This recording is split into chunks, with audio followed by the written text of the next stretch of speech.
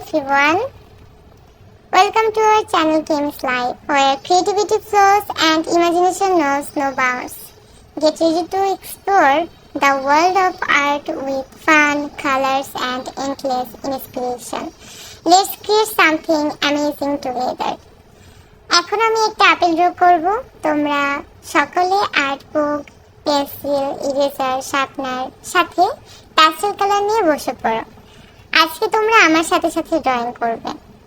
প্রথমে দেখছো আমি হালকা করে পেন্সিল বেশি প্রেসার দিয়ে না ধরে ড্র করব একটা সার্কেলের মতো। তারপর এটাতে আস্তে আস্তে স্কেচ করব। দেখো আমি কিন্তু বেশি প্রেসার দিইনি, এজন্য ইরেজার করার পরও কোনো দাগ থাকছে না। মেক শিওর করো তোমরা কোনো রকম প্রেসার দিচ্ছ না, তাহলে কি হবে ইরেজ করার পরও ওটা দাগ থেকে যায়। যখন তুমি কালার করছো তখন তোমার কালারটা পচা দেখা যায়। এখানে দেখতে পাচ্ছ যে আমি বেশি কালার ইউজ করি নাই, কয়েকটা কালার পেন্সিল ইউজ করছি। তুমি কয়েকটা কালার দিয়ে সুন্দর আপেল ড্র করে ফেলতে পারবে, আপেল কালারই করে ফেলতে পারবে। আর এগুলো সবগুলো কালারই টিটি কালার দেখতে পাচ্ছ। প্রথমে দেখছো আমি লাইট কালারটি দিয়ে স্টার্ট করি কালার করা, এক পাশ থেকে করতে হবে। আর অবশ্যই তোমরা এভাবে কালার করবে যেন লাইনের বাইরে কালারটা না যায়, তাহলে দেখতে ভালো দেখায় না। এরপর দেখতে পাচ্ছ আরেক পাশ থেকে আমি ডার্ক কালার করছি, এটা রেড কালার।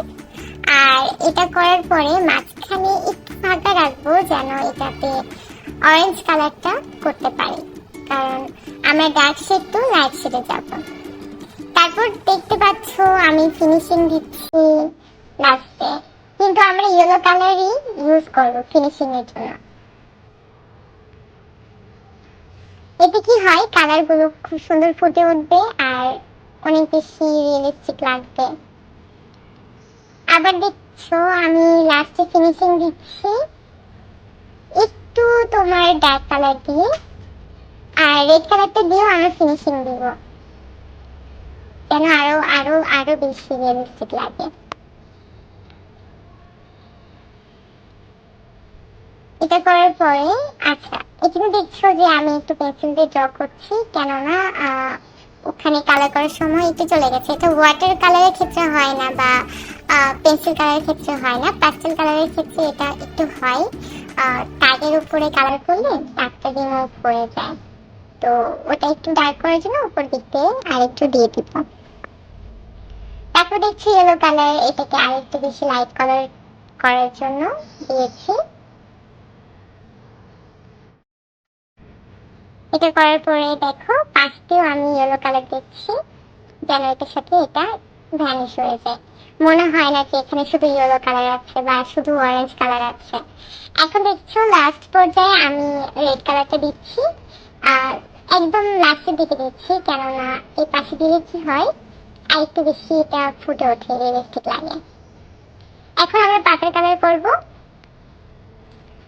প্রথমে একটু গ্রিন কালার করছি, কালারটা আসলে শুকিয়ে গেছে অনেক আগের কালার, তো এই জন্য কালারটা চেঞ্জ করে অন্য কালার দিচ্ছি। আমি ইয়েলো কালারটা দিচ্ছি, কারণ ইয়েলোর উপরে যদি আমরা ব্লু কালারটা ইউজ করি তাহলে অটোমেটিক গ্রিন কালার চলে আসে, কিন্তু এটা লাইট কালার চলে আসবে। আর আমরা গ্রিন কালার উপরে যদি ব্লু কালারটা করি তাহলে সেক্ষেত্রে ডার্ক গ্রিন কালারটা আসে। তো দেখতে পাচ্ছ এভাবে আমরা করতে থাকবো। এখন দেখছো আমি ব্লু কালার করার পরে এটার উপর আমি গ্রিন কালারটা দিচ্ছি, যেন যে গ্রিন কালারটা পাবো আমরা এটা থেকে আরেকটু ডার্ক কালারটা এখানে আসবে। দেখতে পাচ্ছ ব্লু কালারটা এখন গ্রিন কালার হচ্ছে। আর নিচের দিকে আমরা শুধু গ্রিন কালারটা ইউজ করব, যেহেতু পাতাটা একটু ভাঁজ হয়ে আছে, তো ভাঁজটা বোঝানোর জন্য নিচের দিকে একটা কালার করবো। এটার সাথে অতটা ম্যাচ থাকবে না, বাট কাছাকাছি। আর লাস্টের দিকে অবশ্যই আমরা পেন্সিল অথবা আমাদের কাছে যদি অন্য কোনো পেন থাকে মার্কার পেন যদি থাকে সেক্ষেত্রে তো আরো ভালো। তো আমার মার্কার পেন দিয়ে লাস্টে আউটলাইন দিয়ে দিব।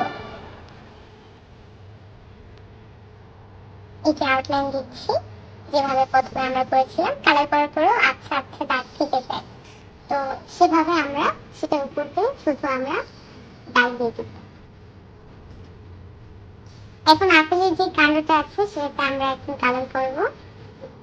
প্রথমে লাইট কালার করে নিয়েছি, লাইট কালার করানোর পর পাশ দিয়ে এটা হলো ব্রাউন কালার, ডার্ক ব্রাউনটা এক পাশে দিচ্ছি। আর যে পাশে ইয়েলো কালার ছিল, ইয়েলো কালার পাশটা দিয়ে যে কালারটা আছে ওখানে আমরা লাইট কালারটা দিব, আর তার পাশে ডার্ক কালারটা। এরপর লাস্টে হলো ব্ল্যাক কালারটা দিয়ে একটু হালকা করে, বেশি প্রেসার না, হালকা প্রেসার দিয়ে একটু আউটলাইন দিব। দেখতে পাচ্ছ আমারটা অলমোস্ট শেষের দিকে, আর কতটা রিয়েলিস্টিক লাগছে তোমরাই দেখতে পাচ্ছ। আর এই যে দেখছো কত সুন্দর একটা আপেল